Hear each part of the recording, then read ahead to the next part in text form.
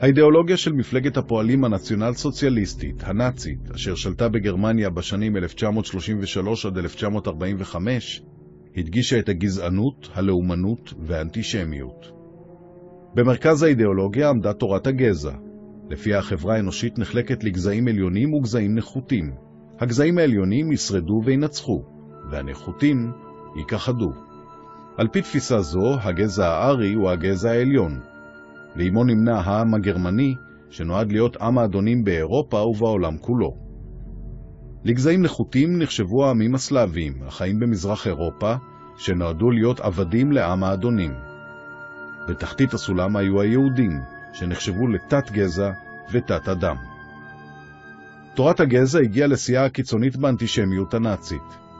הנאציזם חתר לשמירה על תואר הגזע הארי ולמניעת עירובו עם גזעים נחותים ומנוונים. על פי התפיסה הגזענית, תכונותיו של כל גזע ואופיו קבועים, ואי אפשר לשנות אותם.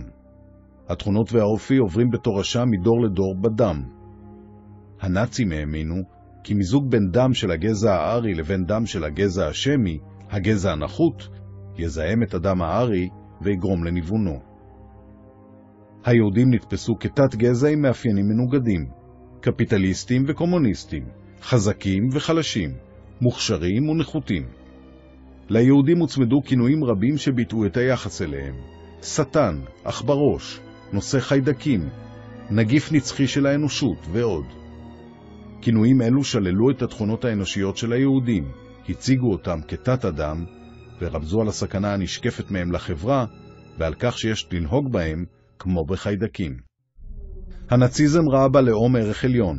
הסיסמה הנאצית הרווחת הייתה, אתה אינך לא כלום, העם הוא הכל.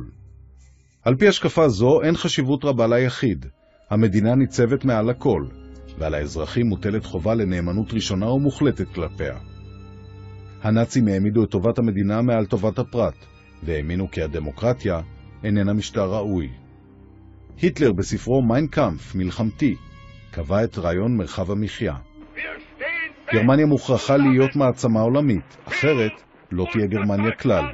גרמניה חייבת להבטיח לעצמה מרחב מחיה גיאוגרפי, מקום שאליו תוכל להתפשט, ובו כל בני הגזע הארי יחיו, יתרבו וימצאו מקורות קיום.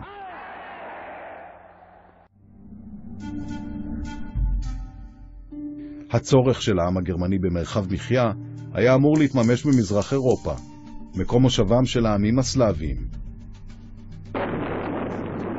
על פי האידיאולוגיה הנאצית, לא כל הגזעים יכולים להתקיים בעולם, מכיוון שקיומו של גזע אחד מסכן את קיומו של האחר. לכן, לשם השגת מרחב המחיה, תתנהל מלחמת קיום בין הגזעים. הנאצים האמינו בעיקרון המנהיג, הפירר פרינציפ, שלפיו סמכותו של המנהיג מבוססת על קריזמה, על תכונות מיוחדות שנחן בהן, ועל האמונה שהוא מייצג את צרכיו של העם הגרמני וגורלו. משום כך אין לערער על מעשיו או לבקר אותם.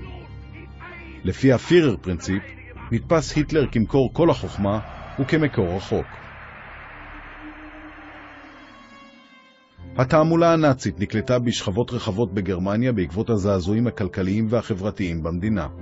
היטלר כיהן בתפקיד הקנצלר, ראש הממשלה של גרמניה, לאחר שמפלגתו הפכה לגדולה ביותר בפרלמנט.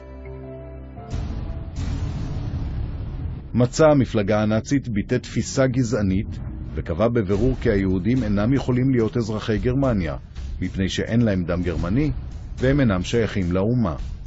היהודים נעשו אויב מוחשי, וכלפיו הופנתה שנאת האוכלוסייה. עם עלייתם של הנאצים לשלטון, הם התפנו ליישם את עקרונות האידיאולוגיה במדיניות הפנים והחוץ, ונגד היהודים בגרמניה, ואחר כך באירופה כולה.